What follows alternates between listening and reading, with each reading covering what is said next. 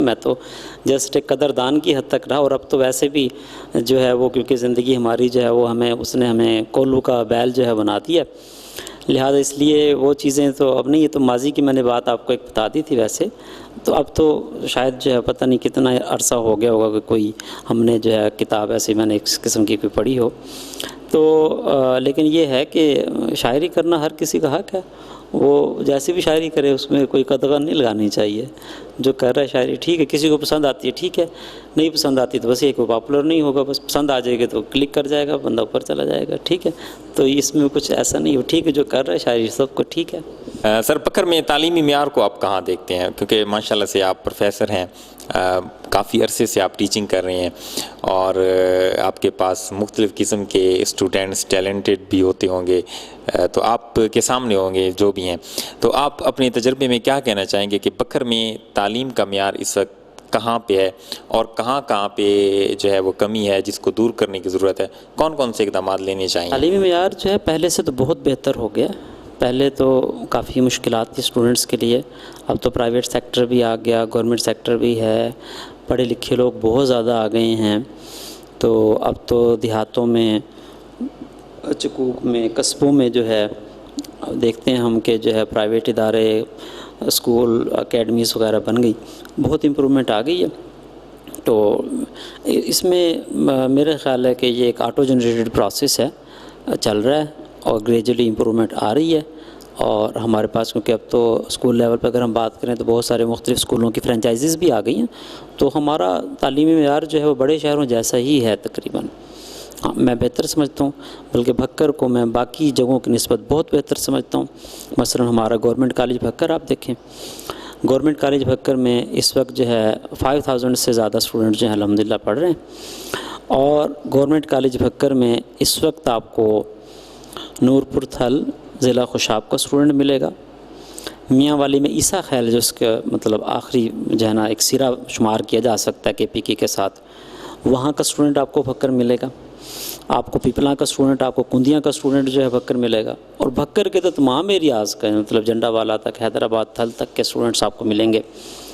तो ये एक ऐसी मेयारी दरसगाह है गवर्नमेंट कॉलेज भक्कर, जिसमें पढ़ना और उसमें पढ़ाना एक एजाज़ की बात है। हमारी जब भी मीटिंग्स होती हैं तो हमारे प्रिंसिपल साहब जाते हैं, हमारे स्टाफ में से कोई भी जाता है, जब वो बताते हैं कि हम गवर्नमेंट कॉलेज भक्कर से हैं तो उनको एक ऑनर दिया जाता है, बल्कि वो ये कहते हैं कि ये वो कॉलेज है जिसने हमारी इज़्ज़त बचाई हुई है। सर आपने, हर इंसान जो है वो ज़िंदगी में मेहनत भी करता है तो ज़ाहिर बात है तभी एक मकाम पाता है। तो आप मेरा सवाल यह है कि आप बनना भी यही चाहते थे बतौर प्रोफेसर, इस शोबे का इंतखाब किया या इत्तफाकिया तौर पे हो गया, हादसाती तौर पे हो गया, या एम कुछ और था, बनना कुछ और चाहते थे, प्रोफेसर बन गए, या बिल्कुल सही फील्ड आपने इसे लिया कि जो चीज़ मैं बनना चाहता था, जो शोबा मुझे सूट करता था, मैं उसी शोबे में हूँ? मैं जिस वक्त कॉलेज में, गवर्नमेंट कॉलेज भक्कर में गया FSC के स्टूडेंट के तौर, उस वक्त मैंने मैथ रखी शुरू में, प्री इंजीनियरिंग। चंद दिन में पढ़ा, मैं अपने आप को बड़ा मिसफिट जो है ना महसूस करता था कि मैं मैथ नहीं पढ़ सकता। हाँ नहीं, मैंने गलत डिसीजन किया। वो गलत तो खैर क्या, तो मेरे बाकी दोस्त जो है उधर जा रहे थे, मैं भी चला गया बस ऐसे ही। तो फिर जो है मैं एक दिन जो है वो बायोलॉजी क्लास में चला गया, तो मुझे लगा कि इधर काम ठीक है, मेरा जहन चलता है।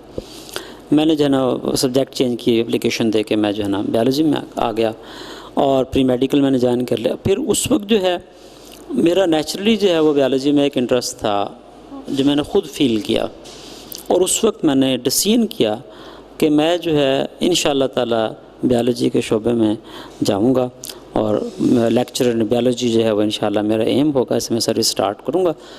तो अल्लाह पाक का शुक्र था कि मेरा जो सर्विस का मेरा जो एम था कि मैंने जो है वो बायोलॉजी के शोबे में आना है और प्रोफेसर ही बनना है, तो ये जो है अल्लाह पाक ने मुझे मेरी ख्वाहिश जो है मेरी पूरी कर दी, और उसके लिए मैं अल्लाह का शुक्रगुज़ार हूँ।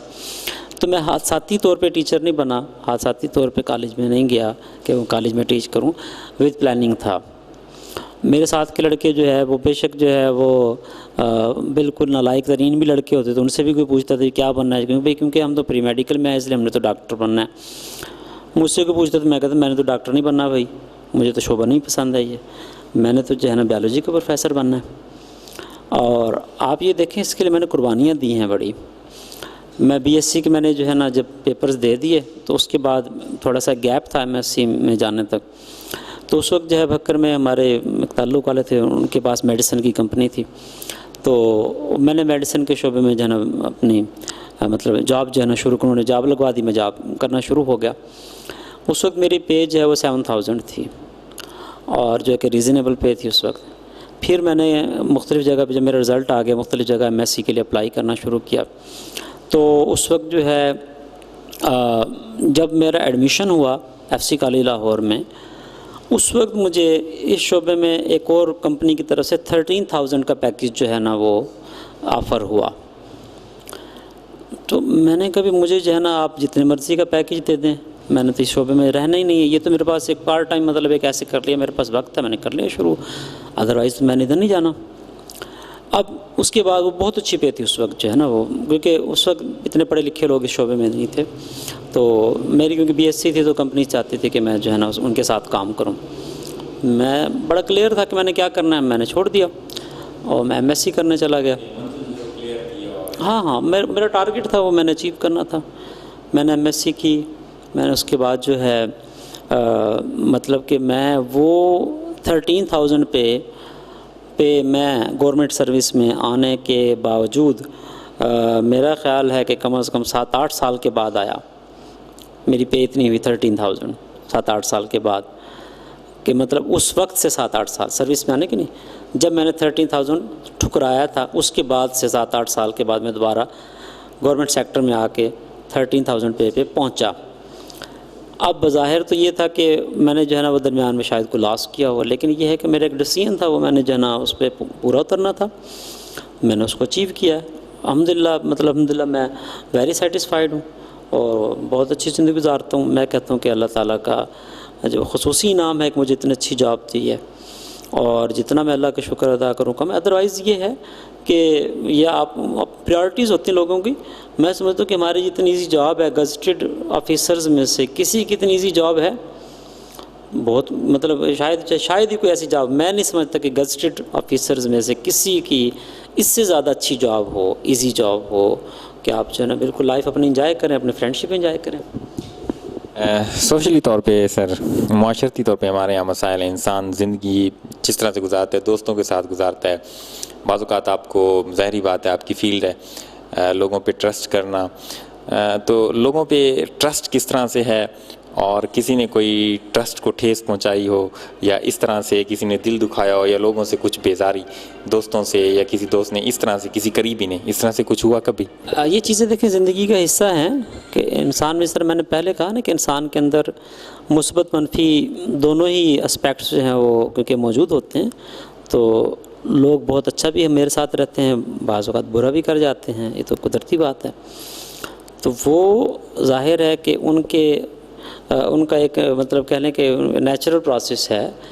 तो इंसान से गलती हो जाती है, हमसे भी हो जाती है, उनसे भी हो सकती है। तो उसमें माफ़ कर देना, भुला देना, ये सबसे अच्छी बात होती है। ऐसा होता रहता है, बहुत दफ़ा हुआ तो, लेकिन इसमें कोई ऐसी बात नहीं है, चलता है ज़िंदगी के साथ। तो ये थे हमारे साथ प्रोफेसर राना मोहम्मद इमरान साहब, बायोलॉजी डिपार्टमेंट से, post graduate degree college Bhakkar से, जिन्होंने हमें कीमती वक्त दिया। मैं उनका शुक्रिया अदा करना चाहूँगा। सर, आपका बहुत बहुत शुक्रिया, आप तशरीफ़ लाए और हमें अपनी कीमती आरा दें। सर, जाते जाते नौजवान इस प्लेटफार्म से नौजवानों को एक क्या पैगाम जाते जाते देना चाहेंगे ताकि वो भी अपनी सिम जो है डायरेक्शन को दुरुस्त करके अपने मकासद और अपने गोल को किस तरह से अचीव करें? अपने तमाम स्टूडेंट्स को और जनरली तमाम जो है नौजवान नस्ल को पैगाम मैं ये दूंगा कि आपकी कामयाबी जो है ये एक बाइक की तरह है जिसके 2 पहिए हैं। एक पहिया जो है वो आपकी मेहनत से चलता है और दूसरा जो पहिया है वो आपके मुकद्दर का पहिया है। बहुत सारे लोग बहुत ज़्यादा मेहनत कर लेते हैं लेकिन उनका एतमाद सिर्फ़ और सिर्फ अपने ऊपर ही होता है, वो डिपेंडेंट जो है वो जस्ट अपनी कैपेबिलिटीज़ पे ही होते हैं। नो डाउट अच्छी बात है, कॉन्फिडेंट होना चाहिए इंसान को, लेकिन ये बात जहन में रखें कि एक फ़ोर्स है, अनसीन फ़ोर्स है, और वो फ़ोर्स अल्लाह ताला की ताकत है जिसने ये निज़ाम चलाना है और उसने हमें मुख्तलिफ़ जगहों पे एडजस्ट करना है, और वो अगर चाहे तो बहुत थोड़ी सी मेहनत के साथ हमें बहुत ज़्यादा कामयाबी दे सकता है, और वो अगर चाहे तो हो सकता है कि इसके अपोज़िट भी हो जाए। तो अगर आप जस्ट ये समझते रहेंगे कि हमने बहुत मेहनत कर ली है और हम जनाब छलांग मार के चले जाएंगे, ये आपकी गलत फहमी है। आपका एक टायर पंक्चर हुआ है, उसमें दोबारा से हवा भरें, अल्लाह ताला के साथ राब्ता बनाएं, नमाज़ पढ़ें, अल्लाह से मांगें, फिर आप कामयाब होंगे। ऐसे नहीं हो सकते। जी, बहुत खूबसूरत पैगाम जाते जाते यकीनी तौर पे राना मोहम्मद इमरान साहब, सर एक बार फिर बहुत शुक्रिया, आपने कीमती वक्त दिया और यकीनी तौर पे आप कह सकते हैं कि एक इंतहाई मालूमाती गुफ्तगू जो है यहाँ पे हुई और जो कि बहुत ही फ़ायदेमंद हो सकती है हमारे नौजवानों के लिए, हमारे लिए, हर एक शख्स के लिए जो कामयाबी चाहता है। तो एक ज़बरदस्त तज्ज़िया किया उन्होंने, माशरे का भी, नौजवानों का भी, तालीमी लिहाज से भी, और अपने राज़ों से भी पर्दा उठाया कि किस तरह से उन्होंने कामयाबी की मनाजिल को तय किया। तो इस प्रोग्राम के साथ ही सैयद आगा फवाद को दीजिए इजाज़त। इंशाअल्लाह एक नए प्रोग्राम के साथ दोबारा आपकी खिदमत में हाजिर होंगे। तब तक के लिए अल्लाह हाफ़िज़।